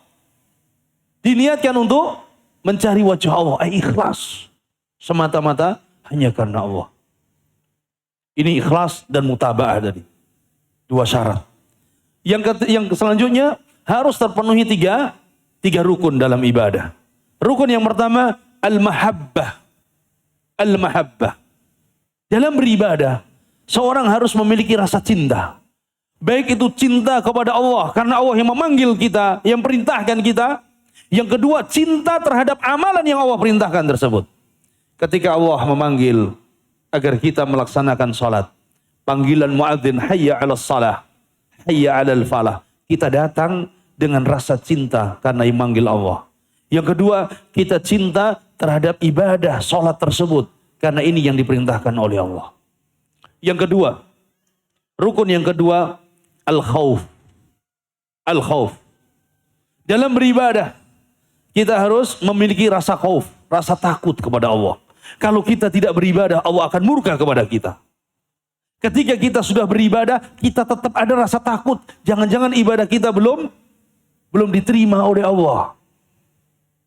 Kemudian rukun yang ketiga, ar-raja, berharap. Kita beribadah dengan cinta, dengan rasa takut, dan berharap mudah-mudahan amalan ibadah yang kita kerjakan diterima oleh Allah. Mudah-mudahan Allah memberikan balasan yang baik atas ibadah ini.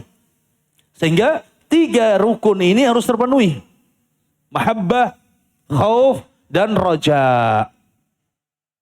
Kalau satu saja, tidak.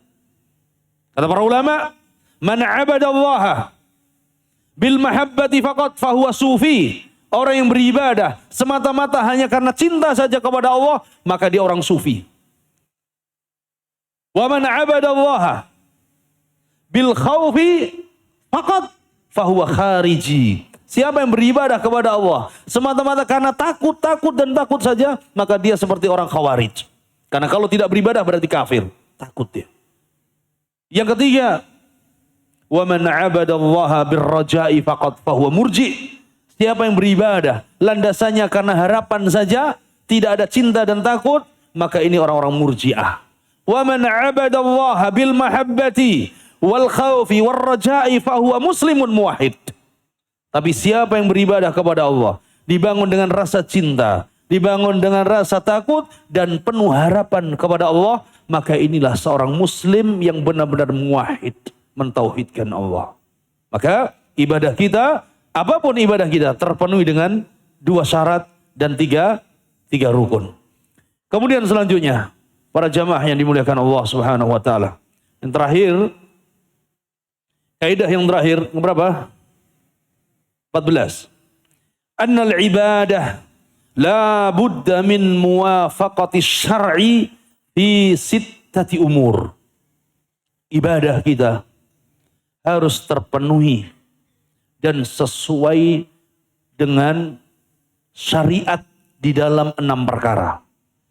Ibadah, amaliyah kita harus terpenuhi dengan sesuai syariat dalam 6 perkara. Yang pertama, agar ibadah kita benar-benar diterima oleh Allah, terpenuhi sesuai dengan syariat dalam 6 perkara. Yang pertama, an yakuna al-amalu muwafiqan lisyari'ah fi sababi. Amalan yang kita kerjakan harus sesuai syariat dalam sebabnya. Sebabnya. Apa sebabnya kita sholat ini? Maka harus ada dalilnya. Harus ada landasannya sesuai dengan syariat. Kalau seandainya ada seorang, setiap kali dia masuk rumah, pulang kerja masuk rumah, pulang pasar, pulang dari kajian masuk rumah, pulang bermain masuk rumah. Setiap kali masuk rumah dia sholat 2 rakaat. Diterima tidak oleh Allah? Tidak diterima. Karena apa sebabnya? Mana dalilnya setiap kali masuk rumah harus apa? Sholat 2 rakaat. Tapi kalau dia setiap kali masuk masjid, sebelum dia duduk, dia sholat 2 rakaat. Diterima tidak? Tahiyatul masjid. Maka tidak boleh seorang membuat syariat sendiri, aturan sendiri, tanpa ada sebab dari syariat. Wah, masuk rumah. Setiap kali masuk rumah, pagi, sore, malam. Ya, sebagaimana dia masuk masjid, sholat 2 rakaat. Maka ini tertolak. Karena sebabnya tidak sesuai dengan syariat. Yang kedua, an yakuna al-amal muwafiqan lisyari'ah fil jinsi. Hendaknya amalan yang dikerjakan itu sesuai syariat pada jenisnya. Pada jenisnya. Contoh, Idul Adha sudah lewat. Karena dia ingin berkurban, maka dia beli apa? Kuda yang paling mahal, yang paling bagus, paling mahal. Harganya berkali lipat dari sapi. Kemudian disembelih di hari raya kurban. Diterima tidak sebagai kurban? Udhiyah tidak diterima. Harganya lebih mahal, berkali lipat. Tidak diterima. Kenapa? Karena jenisnya tidak sesuai syariat dalam kurban. Karena jenis-jenis hewan sudah ditentukan. Ada sapi, ada kambing. Beli ayam yang lebih mahal dari kambing. Ada nggak ayam lebih mahal dari kambing? Ada, burung aja lebih mahal dari kambing. Ya, disembelih. Tidak diterima. Jenisnya tidak sesuai syariat. Paham? Yang ketiga, an yakuna al-amal muwafiqan lisyari'ati fil qadri. Yang ketiga, amalan yang dilakukan harus sesuai syariat pada qadri, pada kadarnya. Apa pada kadarnya? Ukurannya. Pada ukurannya. Harus sesuai syariat. Contohkan oleh para ulama seperti orang berwudu. Dia berwudu. Wajibnya wudu, sahnya wudu berapa kali basuh? 1 kali.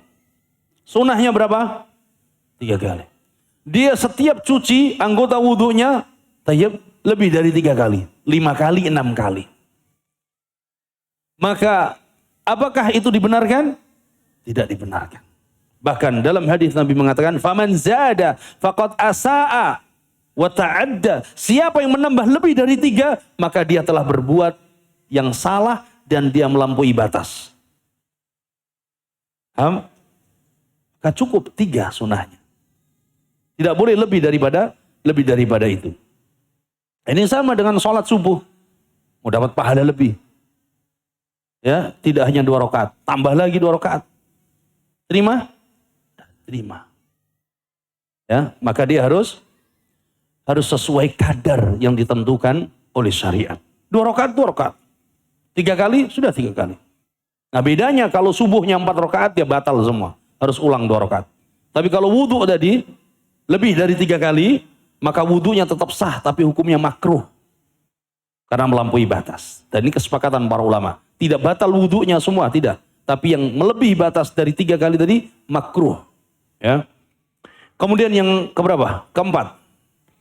An yakuna al-amalu muwafiqan lisyari'ah fil kaifiyah. Amalan yang dikerjakan harus sesuai syariat pada tata caranya.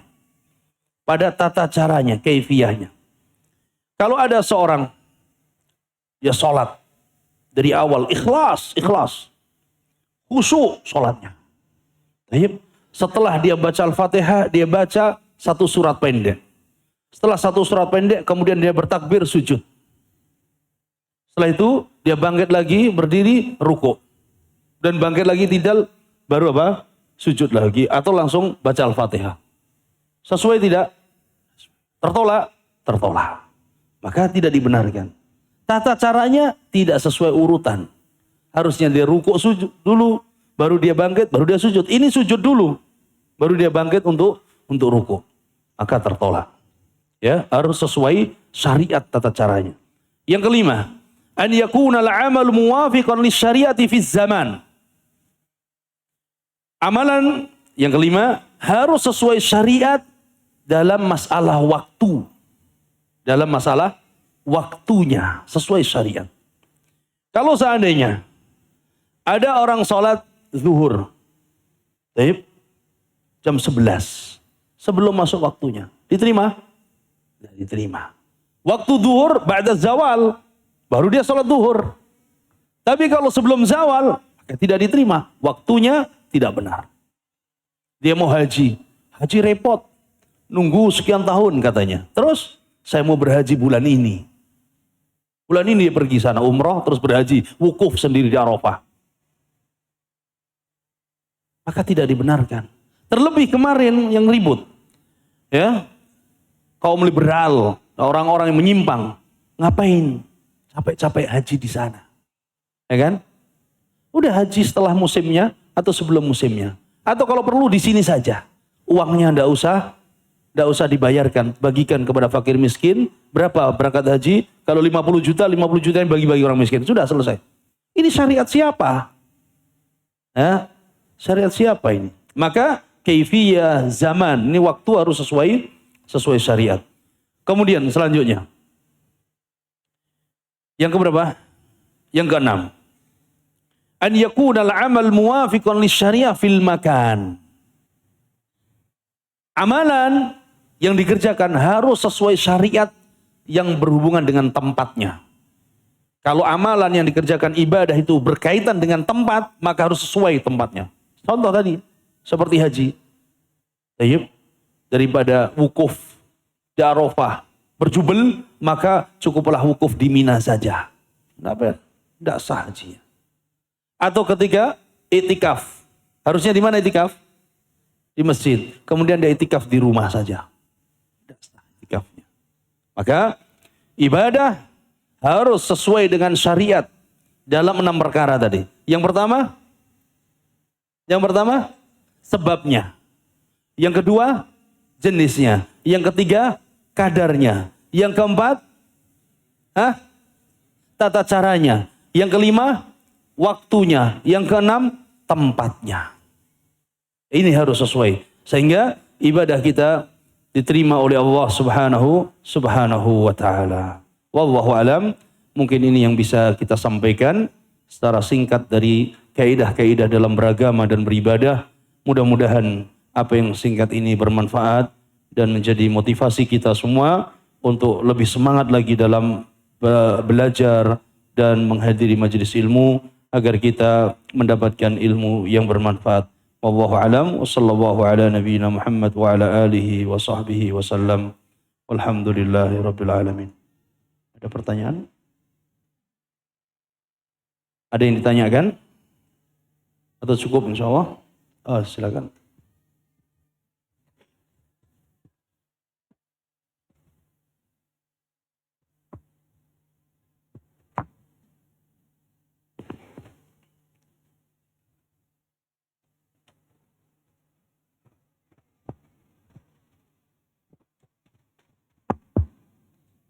Afwan Ustadz, mungkin yang Anda tanyakan agak keluar dari tema, tapi insya Allah bagi saya pribadi bermanfaat, mungkin bagi yang lainnya juga.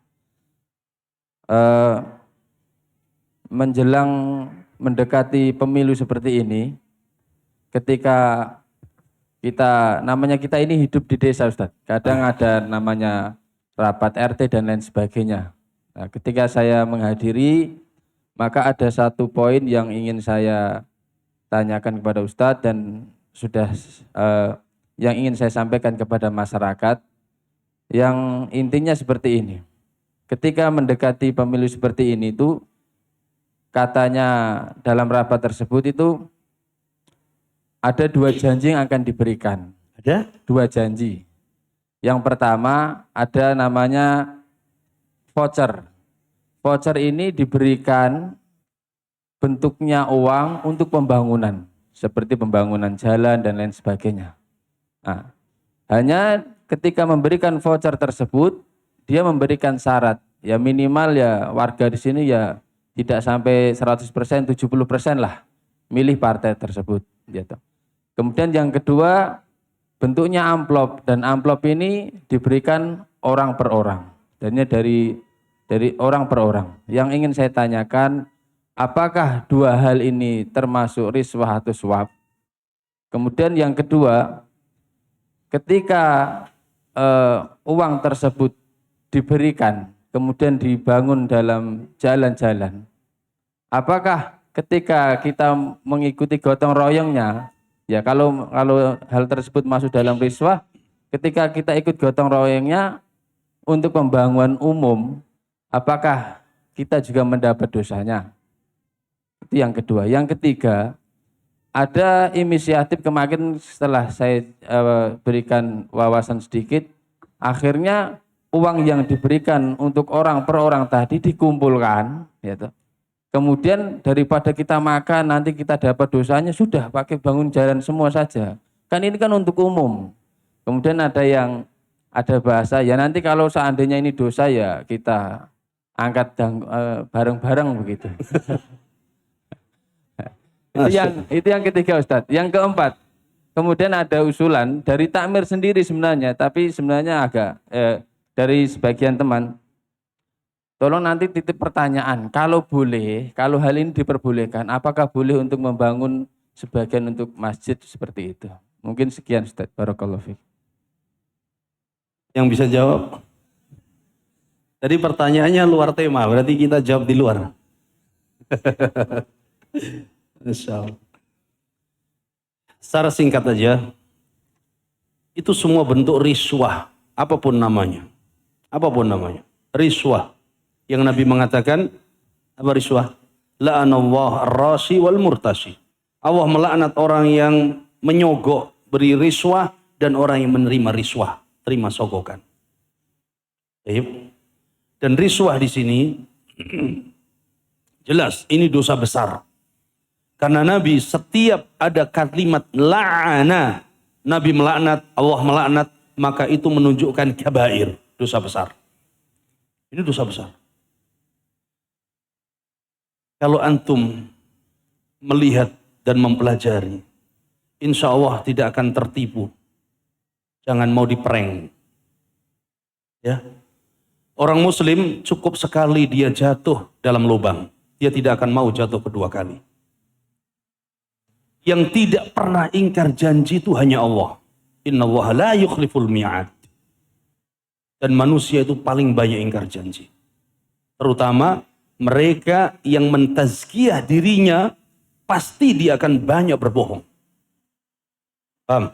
Allah firmankan, "Fala tuzakku anfusakum, huwa a'lamu biman ittaqa." Jangan kalian mensucikan diri kalian, menganggap kalian itu suci, bersih, bagus. Karena Allah lebih tahu siapa yang paling bertakwa. Lihat hari ini, sebentar lagi, dan akan banyak di jalan-jalanan poster yang membanggakan diri. Coblos aku, pilih aku. Ini tazkiyatun nafs untuk diri dia sendiri. Ya. Perkara demikian, perkara yang besar, apalagi sampai dengan cara riswah tadi. Dan ini bukan hal yang aneh dan bukan rahasia. Kalau ada istilah serangan apa? Duhur apa? Kasihan Fajar diserang terus. Serangan Fajar dengan uang, dengan beras, dengan sembako. A'udzubillah. Kalau seandainya jadi, di mana keberkahan? Di mana keberkahannya? Sehingga tidak heran. Kalaupun jadi, yang ada lebih rusak atau tidak amanah. Karena caranya sudah salah. Cara sudah salah. Bagaimana Allah akan menolong? Makanya dalam hadis Nabi mengatakan, orang yang meminta jabatan maka Allah tidak akan tolong dia. Tapi orang yang dipaksa harus mengambil jabatan, padahal dia berlepas diri tidak mau, tapi mau nggak mau dia harus mengambil jabatan, Allah pasti akan tolong dia. Suatu hari sahabat datang kepada Nabi dan mengatakan, ya Rasulullah, kenapa engkau tidak jadikan aku sebagai pemimpin, sebagai panglima, sebagainya? Nabi mengatakan, jabatan, mansib itu berat. Fa'innaha nadama. Engkau akan menyesal nanti di akhirat. Engkau akan menyesal di akhirat. 5 tahun diangkat oleh manusia. Besoknya kadang nggak nyampe 5 tahun diinjak-injak oleh manusia. Maka ini semuanya fitnah. Baik. Kemudian dari riswah. Yang ini dilaknat. Yang meriswah atau yang menerima riswah. Apapun caranya. Maka itu riswah. Jangan diterima. Apalagi sampai digunakan bangun rumah Allah. Haram. Haram. Nabi SAW mengatakan, Inna Allah tayyibun la yaqbalu illa tayyibah. Allah itu maha indah. Allah tidak akan menerima kecuali yang indah-indah. Orang jahiliyah, kufar, dahulu ketika di awal Nabi sebelum menjadi Nabi, ketika mau membangun Ka'bah, apa yang mereka lakukan? Mereka kumpulkan harta orang-orang kufar, Quraisy, dengan syarat satu, jangan harta haram. Ini orang kafir tahu. Ketika membangun Ka'bah lagi, mereka punya syarat. Jangan ada harta haram yang masuk di sini untuk membangun Ka'bah. Karena mereka tahu itu Baitullah. Kita sekarang bermudah-mudahan bangun rumah Allah dengan harta riba, bangun rumah Allah dengan harta ini, harta itu. Alasannya untuk membersihkan harta. Taib, kalau sudah terjadi bangunan, boleh tidak sholat di dalamnya? Boleh. Dan ini difatwakan para ulama. Syekh bin Baz fatwakan, kalau orang bangun rumah Allah, bangun masjid dari harta riba atau harta haram, sudah jadi, boleh tidak sholat di dalamnya? Boleh, dan sah sholat di dalamnya. Tapi kalau orang yang membangun tersebut dapat pahala tidak? Tidak dapat. Inna Allaha tayyibun la yaqbalu illa tayyibah. Ana sarankan tolak semua. Tayyib. Kenapa? Karena yang itu kita nanti akan masuk di dalamnya dan tanggung jawab di hadapan Allah berat. Apalagi jangan sampai mengatakan nanti kita tanggung bersama. Sekuat apa kita? Orang-orang Yahudi ketika perintahkan para sahabat, hei kalian, itu diceritakan oleh Allah dalam Al-Quran. Ikuti kami. Fal nahmil khatayana. Tenang, nanti kami yang nanggung dosa-dosa kalian di akhirat. Itu kesombongan orang-orang kufar Yahudi saat itu. Nah ini jangan sampai kita sekuat apa kita. Jangan ya. Beda kalau pemberian itu dalam kebaikan. Contoh gini. La qadarullah. Mudah-mudahan ini bukan perkara yang terjadi pada kita. Kita punya tanah. Diambil sama orang. Dibuat surat palsu. Kita tidak terima tanah kita ada surat lengkap. Naik ke pengadilan. Ke mahkamah. Kita harus di sana. Dia punya surat palsu. Kita punya surat resmi. Dan ini punya kita. Hakim lebih membela dia. Kita boleh kasih uang. Pak, nih uang. Pastikan bahwa ini punya saya. Itu boleh. Tapi yang menerima uang ini mal'un, terlaknat. Paham maksudnya? Ini bukan riswah, bukan sogokan. Karena kita ingin mendapatkan hak kita yang didolimi orang lain.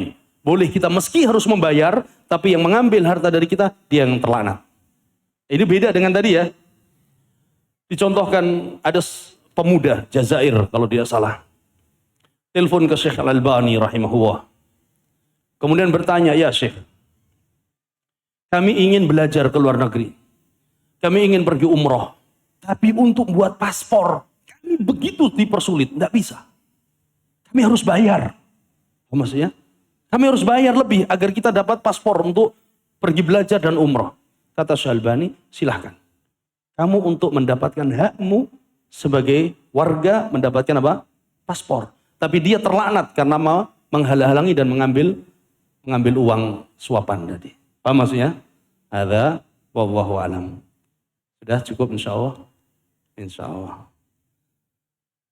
Sudah ya? Ada lagi? Tayyib. Silakan.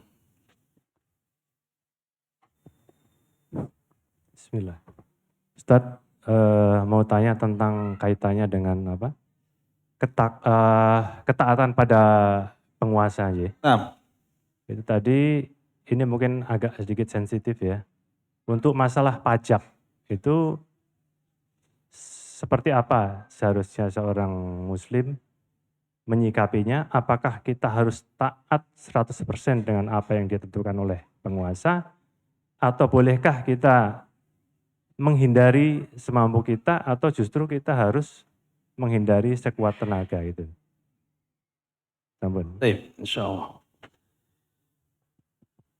Yang pertama, kalau kita tidak mau terkena pajak, karena saking banyaknya tanah, seumpama, silahkan tanahnya diwakafkan untuk buat masjid, untuk buat madrasah. Nah, itu jalan yang pertama. Kalau kita banyak, apalagi toko atau apalagi biasanya yang diwakafkan, apa yang dipajak apa? Banyak kendaraan, harus pajak banyak, silahkan diwakafkan ke yang lain sehingga kita lebih lebih dapat pahala dan ringan hisapnya kelak. Itu kalau mau. Dan ini jalan yang mudah. Yang kedua, dalam Islam pajak haram. Jelas, kita sudah tahu.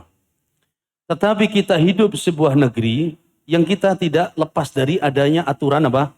Pajak. Satu aja, untung kita ketawa itu tidak dipajakin. Kalau pajak kena semua kita. Ya. Kita hidup di sebuah negeri yang ada aturan, pajak harus bayar. Sahih. Dan harus ikut aturan. Bagaimana sikap kita? Kita bisa lari dari pajak? Tidak bisa. Tidak bisa, tetap kita akan terkena pajak. Maka Nabi SAW sudah mengkhabarkan.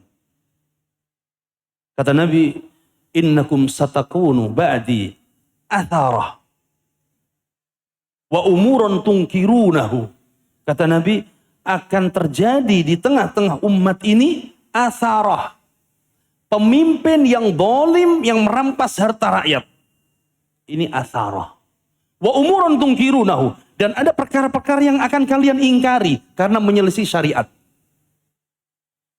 Kemudian para sahabat bertanya, apa sikap kita ya Rasulullah kalau mendapati pemimpin yang demikian? Maka Nabi mengatakan, addu haqqahum wasaluwaha haqqakum. Tunaikan hak pemimpin, kewajiban rakyat menunaikan hak pemimpin. Dan mintalah hak kalian, harta kalian yang didolimi, hak kalian yang tidak ditunaikan, mintalah kepada Allah. Apa maksudnya? Atharah, pemimpin yang dolim. Ada tidak? Banyak. Banyak. Baik itu kedoliman dalam harta, kedoliman dalam hak, kedoliman dalam berbagai macam. Nabi tidak mengatakan, kalau engkau mendapati pemimpin yang dolim demikian, merampas harta rakyat, korupsi dan sebagainya, keluar berontak kepadanya. Tidak ada. Bahkan Nabi mengatakan, na'am, as-sabru was-sabru. Sabar dan sabar. Kewajiban kita bersabar. Kemudian bagaimana hak kita yang dirampas? Harta rakyat yang dikorupsi. Fasaluwaha haqqakum. Minta kepada Allah hak kalian. Ya Allah, kami terzalimi ya Allah. Ya Allah, harta kami dirampas ya Allah. Kita mengadunya kepada Allah. Bukan mengadu di jalanan, bawa poster besar-besaran. Bukan mengadunya di atas mimbar, teriak-teriak. Atau di medsos dan sebagainya. Bukan demikian. Ajaran Nabi minta kepada Allah. Kalau kita bisa mengadu langsung kepada pemimpin tersebut, maka bagus. Tapi kalau kita tidak mampu, bagaimana? Maka mengadu kepada Allah Subhanahu wa Ta'ala. Mintanya kepada Allah. Dalam hadis yang lain, dalam Sahih Muslim, Nabi SAW ketika perintahkan kita untuk bersabar menghadapi pemimpin yang zalim, apa kata Nabi? Beliau mengatakan, wa in duriba dahruk wa ukhidha malu. Engkau tetap sabar meskipun punggungmu dicambuk dan hartamu dirampas. Hadis dalam Sahih Muslim. Meskipun punggungmu dicambuk, maksudnya banyak orang yang tidak salah di penjara kemudian disiksa. Ya, gimana lagi? Sabar kata Nabi. Harta-harta kita, tanah-tanah kita dirampas atau diambil haknya, atau dipaksa harus membayar dengan sistem pajak dan lain sebagainya. Sabar. Paham maksudnya? Nah, di antaranya tadi adalah seperti tadi. Dengan kewajiban pajak dan sebagainya. Kita tidak mampu. Kita hidup di negeri yang sudah ada sistem aturan demikian. ya kita laksanakan. Tetapi kita punya keyakinan bahwa ini tidak dibenarkan dalam syariat. Karena kalau kita tidak membayar, kita akan kena mungkin sampai denda dan lain sebagainya berkali lipat. Dan kita yakin tadi bahwa hak kita mintanya kepada Allah, tunaikan haknya. Ya, demikian ya.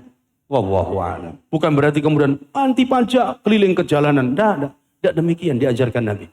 Bukan demikian diajarkan Nabi. Paham? Wallahu a'lam. Ya, cukup insyaallah. Mudah-mudahan yang singkat bermanfaat. Dan insyaallah Allah subhanahu wa ta'ala mudah-mudahan menjaga kita semua dari berbagai fitnah-fitnah. Menjaga negeri kita menjadi negeri yang aman. Negeri yang berkah. Negeri yang diberikan kemudahan oleh Allah untuk melaksanakan ibadah dan melaksanakan ketaatan kepadanya. Wallahu alam. Wa sallallahu ala nabiyyina Muhammad wa ala alihi wa sahbihi wa sallam. Wa jazakumullahu khairan. Subhanaka Allahumma bihamdika. Asyhadu an la ilaha illa anta astaghfiruka wa atubu ilaik. Assalamualaikum warahmatullahi wabarakatuh.